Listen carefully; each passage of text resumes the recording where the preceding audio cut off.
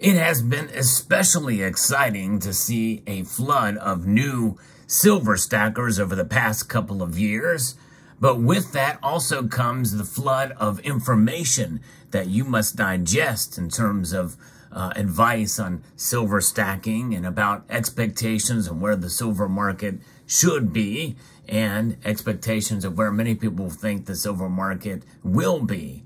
But in this video, I'm going to give you a little bit of an encouragement, I hope, to help you understand one particular thing that maybe will help you in your silver stacking journey. So let's explore.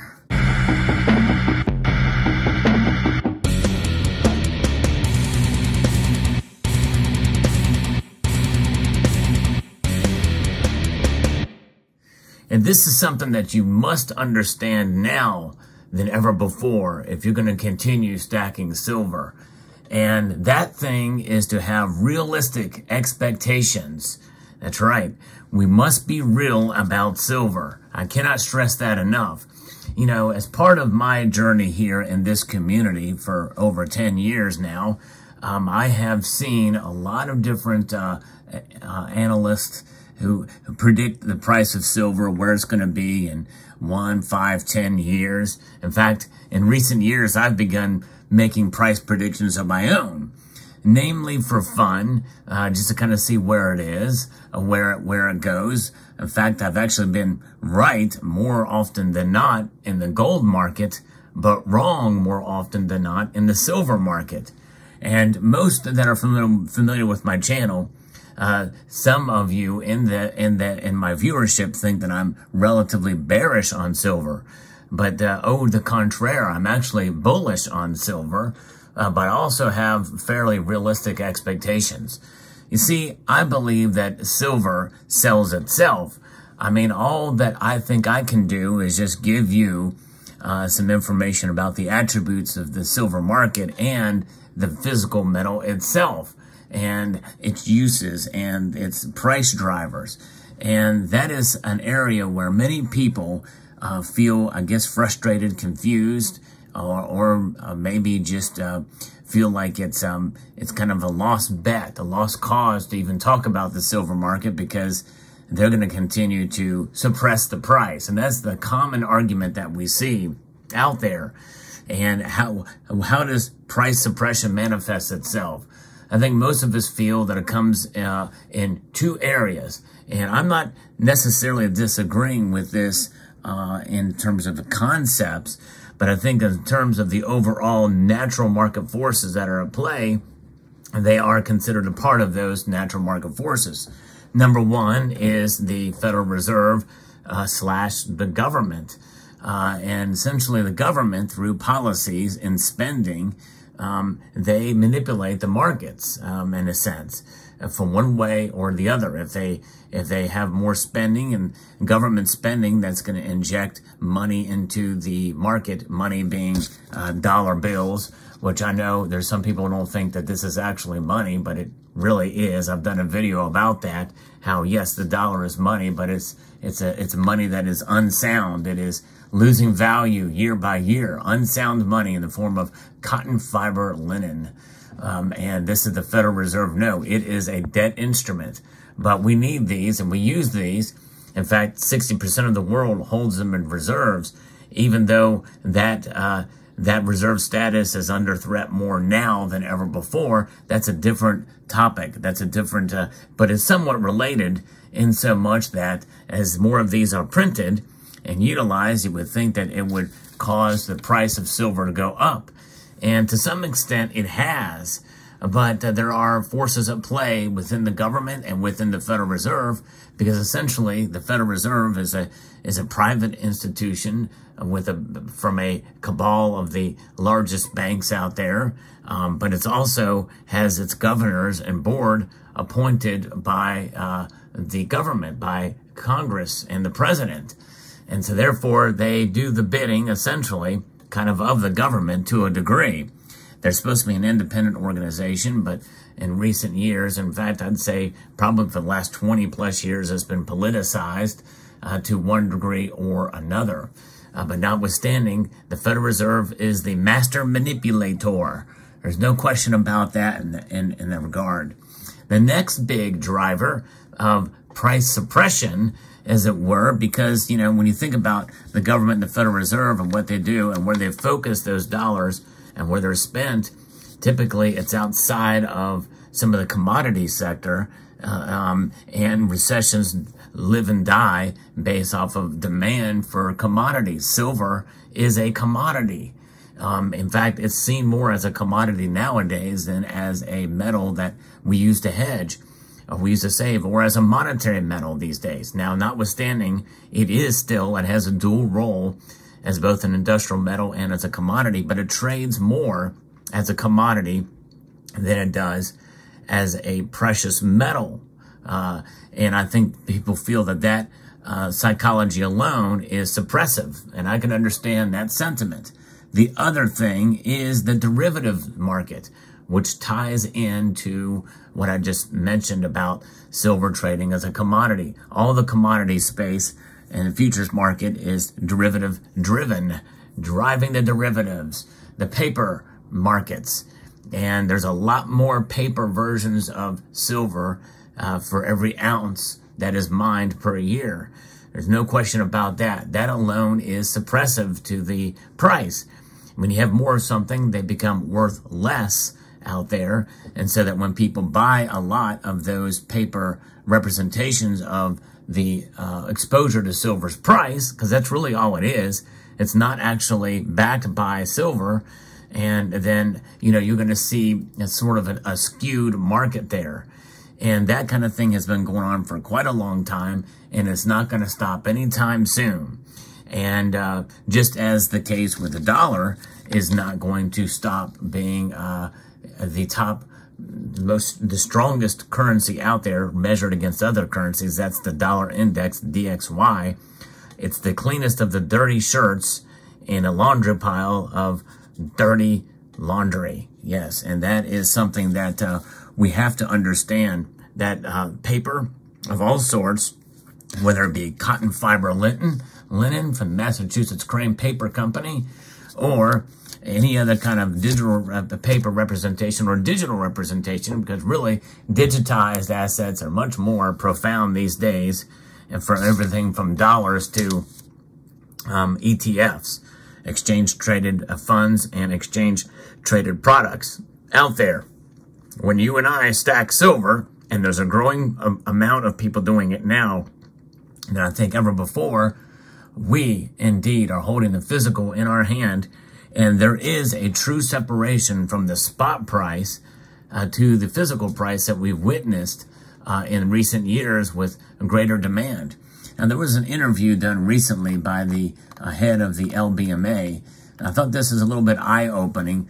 It really didn't answer the question about how to assess the silver market in general.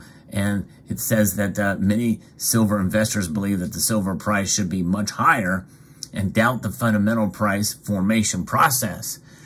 She didn't address that question, but she says that silver has been the most interesting of the precious metals, and they only look at price once a year.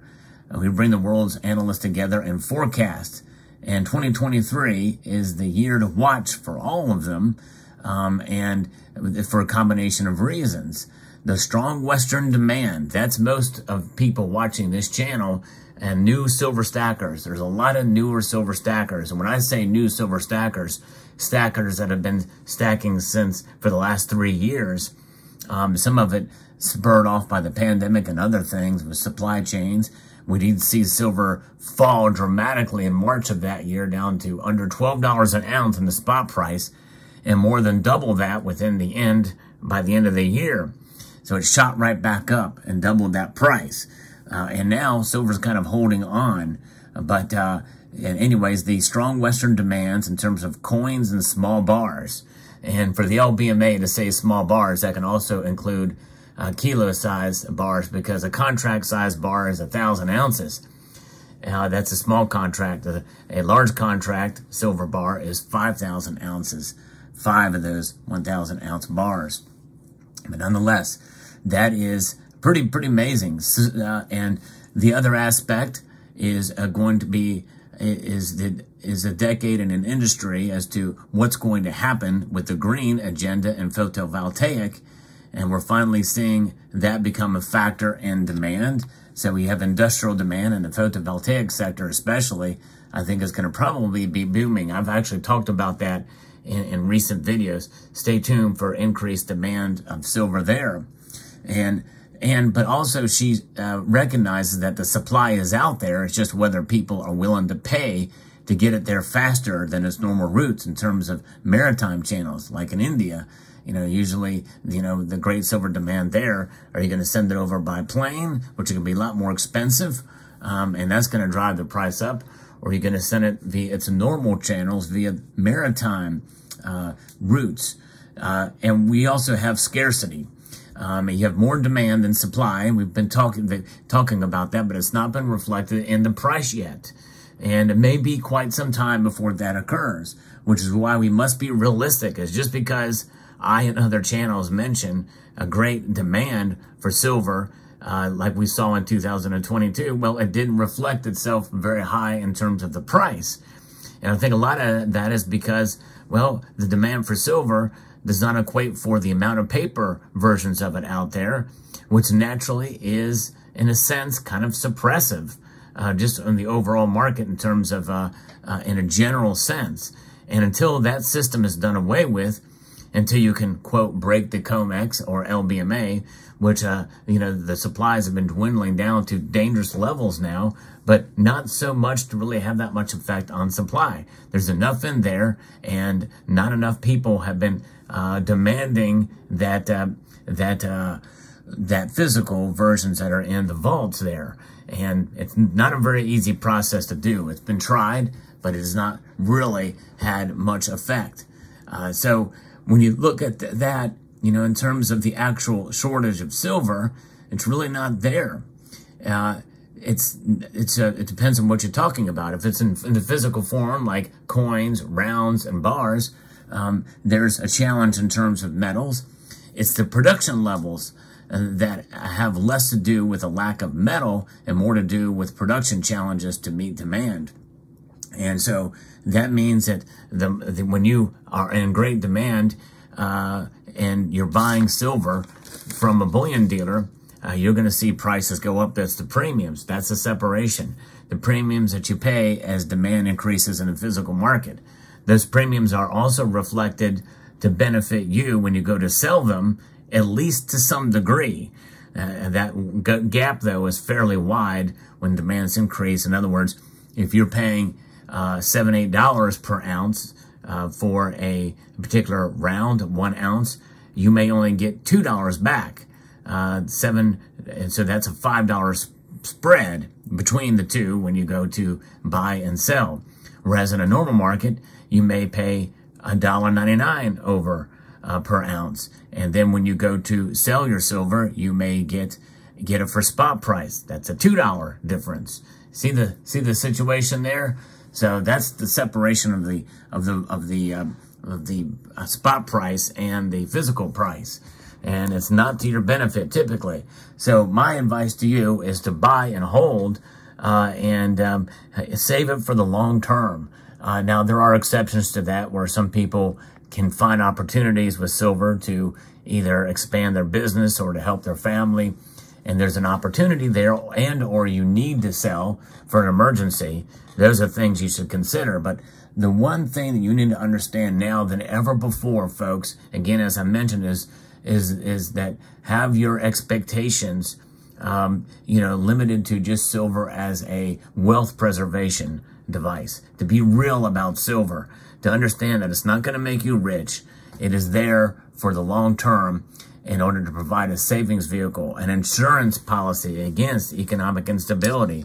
Because one thing is for sure, when you buy an ounce of silver, you are essentially risking with those premiums and recapture those premiums, and the spot price has to move up dramatically, really, for you to see a return anytime soon.